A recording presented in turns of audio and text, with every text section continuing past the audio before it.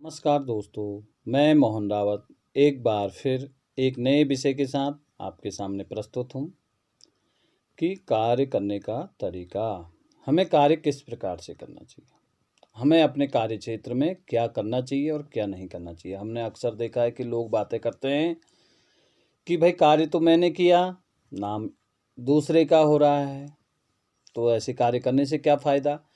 ये सोच कर नाराज़ मत होना, ये सोच कर नाराज़ मत होना कि काम तो मैंने किया और नाम दूसरे का हो रहा है। काम तो मैंने किया और नाम दूसरे का हो रहा है। यहाँ तो सदियों से रुई और तेल जल रहे हैं और नाम दीपक का हो रहा है, नाम दीपक का हो रहा है।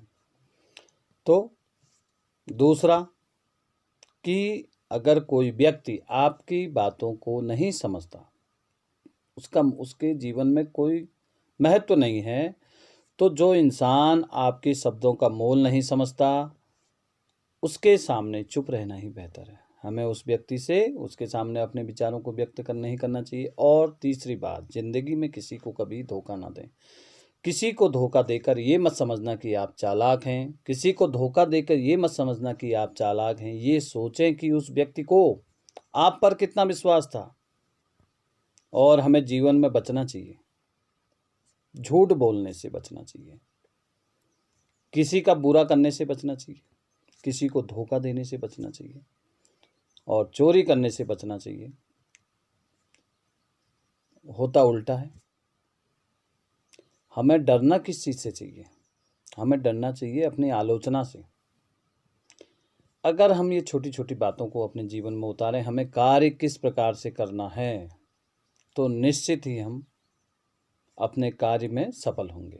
आपको एक कहानी के माध्यम से बताना चाहता हूँ कि जब गुरुकुल हुआ करते थे तो एक बच्चा था। भाई जैसे गुरुकुलों में बहुत सारे छात्र पढ़ते थे, उनमें से एक बच्चा था जो थोड़ा नटखट था। तो जब उसकी शिक्षा पूर्ण हुई, उसके मन में विचार आया कि भाई आज तक तो हम गुरुजी को गुरु दक्षिणा देते हुए आ रहे हैं, तो क्यों ना आज गुरुजी से ही गुरु दक्षिणा ले ली जाए।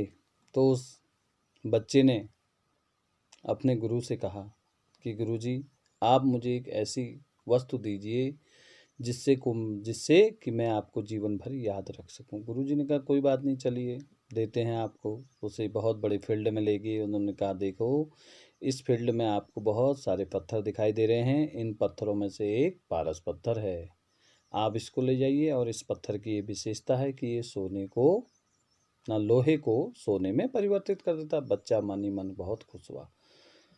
इस खुशी में वो ये भी भूल गया कि गुरुजी इस पत्थर को ढूंढेंगे कैसे, इसका कलर कैसा होता है, इसके गुण क्या हैं, विशेषता क्या हैं। और उन्होंने कहा ठीक है गुरुजी, मैं देखता हूँ। फिर वो जब गए, गुरुजी तो वापस चले गए। और जैसे ही वो फील्ड में गया उस पत्थर के ढेर के सामने, अब उसने सोचा इस पत्थर को मैं पहचानूँ कैसे। फिर वो वापस गुरुजी के साथ गया, वापस गया उनके पास। फिर उसने कहा गुरुजी, अब आपने बता तो दिया ये पत्थर यहाँ है, मगर उसे मैं पहचानूं कैसे। उन्होंने कहा लो, ये लोहे की रॉड है, जो पत्थर इस रॉड को लोहे में परिवर्तित कर देगा वो पारस पत्थर है। बहुत सिंपल है, बहुत आसान है। तो बच्चा मन मन में बहुत खुश हुआ। फिर वो वैसा करने लगा जैसा उसके गुरुजी ने उससे कहा था। बार बार पत्थर को टच करता, उसको एक बार, दो बार, कई बार, हजारों बार करने के बाद आदतन क्या होता है, जब हम कार्य को करते हैं तो हम कैसे करते हैं, जैसे हमारी आदत हो गई है। तो फिर उसे पता नहीं लग पाया कब सोने में चेंज हो गया और करते रहा। तो लास्ट में वो थक गया और अपने गुरुजी के पास गया।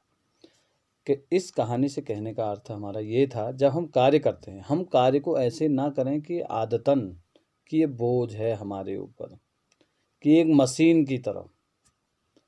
आप कल्पना कीजिए, आप जिस क्षेत्र में कार्य करते हैं, जब आप सुबह कार्य स्टार्ट करते हैं, क्या शाम तक, लास्ट घंटे तक, लास्ट सेकंड तक आपके अंदर वो तरोताजगी थी जो आपको फर्स्ट मिनट में प्राप्त हुई थी?